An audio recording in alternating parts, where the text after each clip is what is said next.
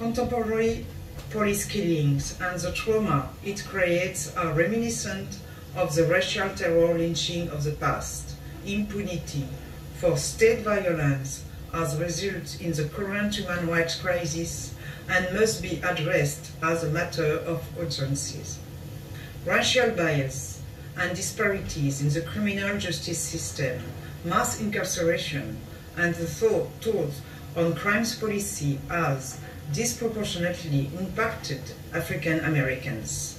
Mandatory minimum sentencing, disproportionate punishment of African Americans, including the death penalty, are of grave concern. There is a profound need to acknowledge that the transatlantic slave trade was a crime against humanity, and among the major sources and manifestations of racism, racial discrimination, xenophobia, and related intolerance, and that Africans and people of African descent were victims of this act, continue to be victims of their consequences.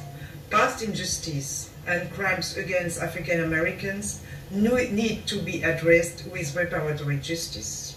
The working group urges Congress to expedite the passing of all pending criminal justice reform bills, including the End Racial Profiling Act, the Second Chance Reauthorization Act, and welcomes the bipartisan support for the Sentencing Reform and Correction Act, with, among other things, proposed to drastically reduce the use of mandatory minimum sentencing. What's up, YouTube? This is James coming back at you with another very informative video. In case you're wondering who that lady was, that's Chairperson Mario Fanon Mendez of France. And basically, she was just reading off what the U.S. owes black people. Reparations for a history of racial terrorism, says UN panel. Actually, she's a chairperson that's representing France. And basically, she was giving her $1.05 on what America owes, black people. Us as black people from the descendants of so-called slaves, which I basically look like. I like to actually look at our ancestors as descendants of the alien that was forced in servitude, But people come up with their own terms, and ADOS is all right. But it's highly likable that, yes, we as a people will get reparation. And I think, basically, this is what kicked off, ADOS. And shout out to ADOS, But it's a good thing. It really is. The UN actually urged America to do this back in 2016. Okay, and as you can see, the ball then didn't really start rolling good until after that, between now and 2016. We're starting to hear about reparations again. Now there have been many brothers and sisters that actually have been fighting for reparations. Dr. Claude Anderson, as a matter of fact, shout out to him.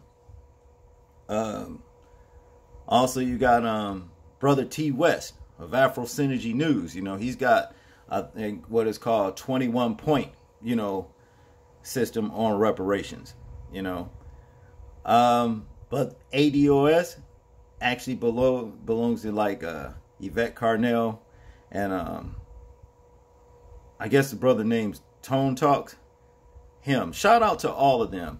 And also shout out to the ones that I didn't mention. The ones that I really don't know about that has been pushing this, for as long as I can remember.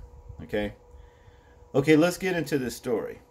The history of slavery in the United States justifies reparations for African Americans argues a recent report by the UN affiliate group based in Geneva.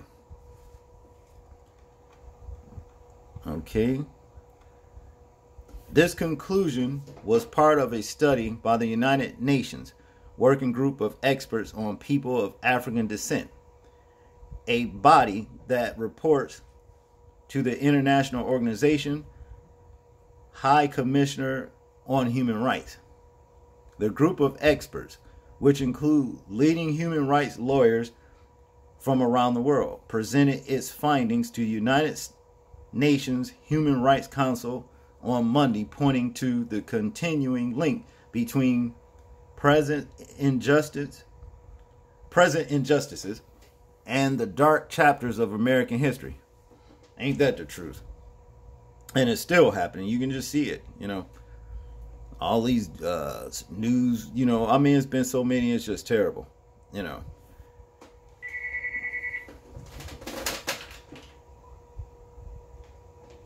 Sorry about that, people. In particular, the legacy of colonial history, enslavement, racial subordination, sorry, people, and segregation, racial terrorism, and racial inequality in the United States remains a serious challenge, as there has been no real commitment to reparation and to truth and reconciliation for people of African descent. The report states contemporary police killings and the trauma that they create are reminiscent of the past racial terror of lynching. Okay, now they're talking about people of African descent. Okay, well, yeah, we have a lot of people here that was, exported from Africa to here. We know that, But what about our people, that was already here and was enslaved the same way? See, we can't leave them out. I have ancestors that were already here, actually, Aboriginal Native American people, which are black people.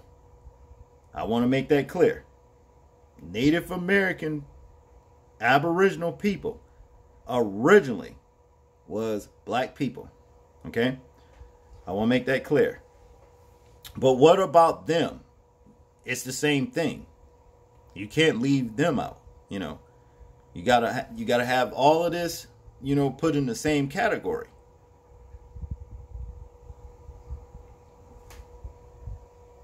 This is what I'm saying. Okay. Citing the past year's spat of police officer killing unarmed African American men, the panel warned against impunity for state violence, which has created, in its words, a human rights crisis that must be addressed as a matter of urgency. The panel drew its recommendations, which are non-binding and unlikely to influence Washington, after a fact-finding mission in the United States in January. At the time, it held the strikes taken to make the American criminal justice system more equitable, but pointed to the corrosive legacy of the past. That's a fact. Despite substantial changes since the end of the enforcement of Jim Crow and the fight for civil rights, ideologically, ensuring the domination of one group over another continues to negatively impact the civil, political, economic, social, and cultural rights of African Americans today. It states in a statement, the dangerous ideology of white supremacy inhibits social cohesion amongst the U.S. population. White wannabe supremacy, Because ain't nothing supreme about those people. I'm going to tell you that right now. Ain't nothing supreme. It's just that system. It's the system, you know, that was put in their favor. And I'm going to tell you something else. A lot of our people don't understand. The reason why the earth was given into the hand of the wicked is simply because the children of the Most High Elohim did not want to obey his laws, statutes, and commandments. And it's really that simple. A lot of people don't want to adhere to what the truth is, you know. That is the reason why a lot of this stuff has happened. See, the Most High don't play. And that's what it's been about.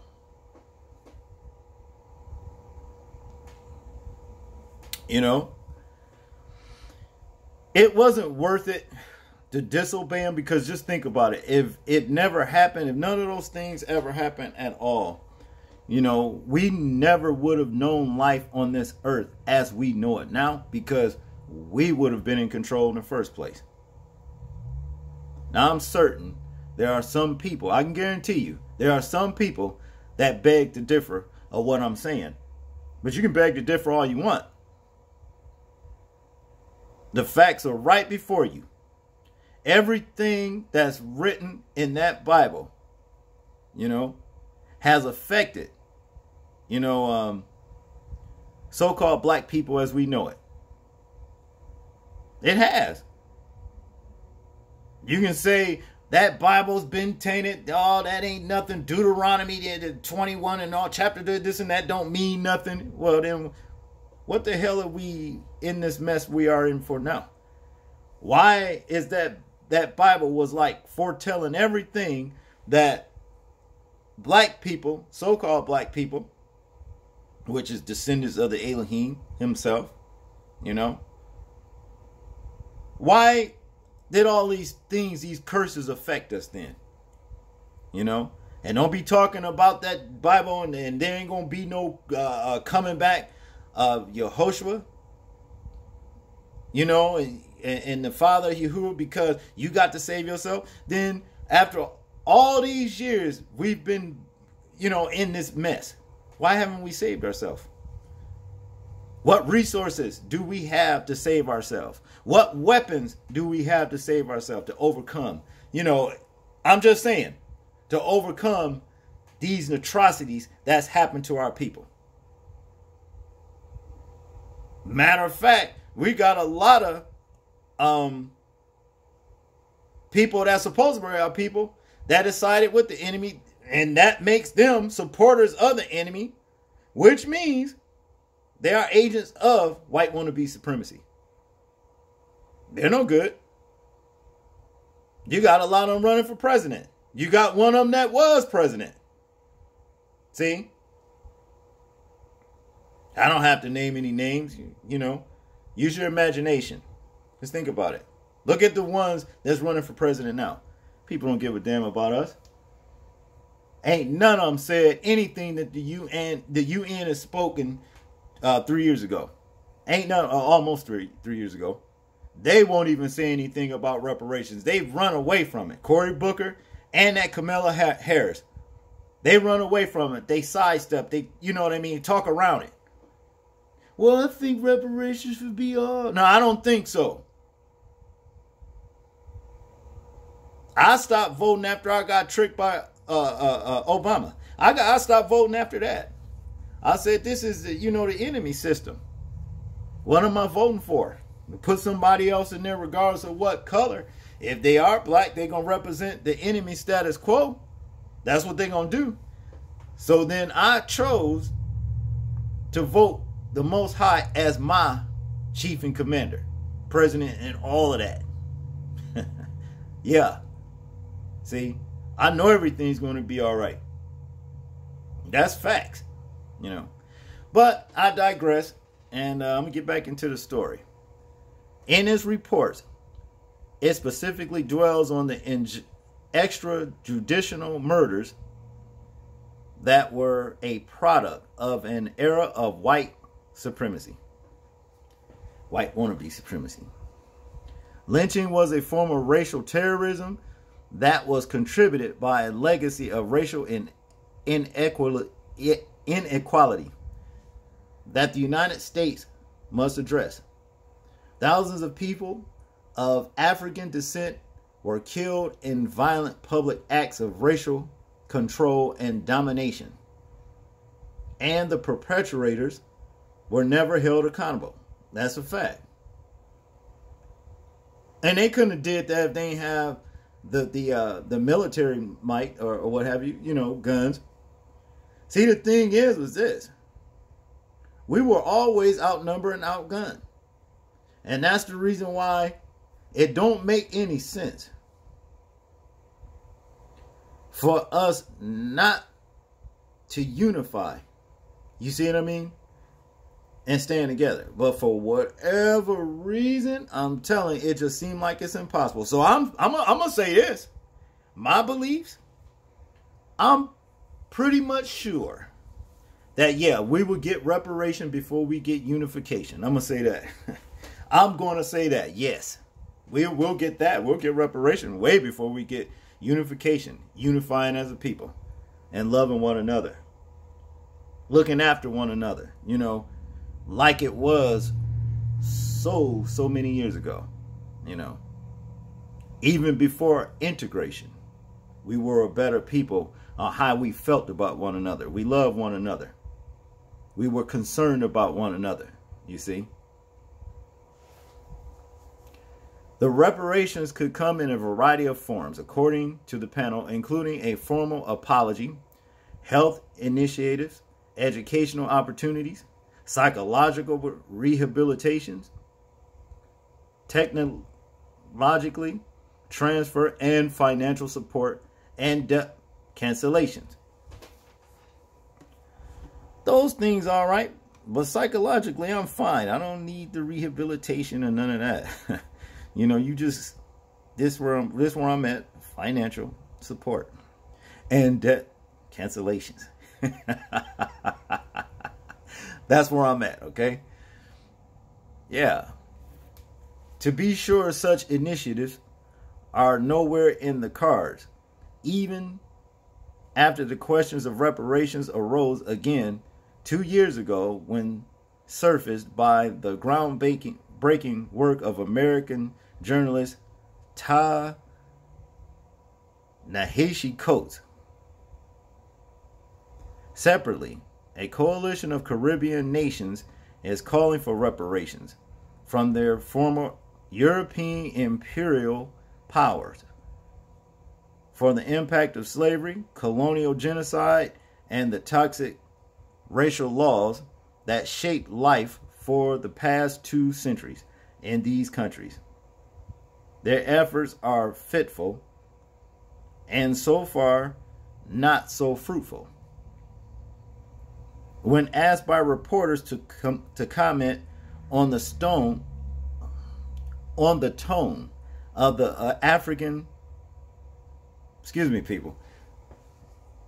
on the tone of the American president elections campaigned on Monday, the working group chairman Ricardo A. Sunga of the Philippines expressed concern about hate speech, xenophobia, Afrophobia that he felt was prevalent in the campaign. Although he didn't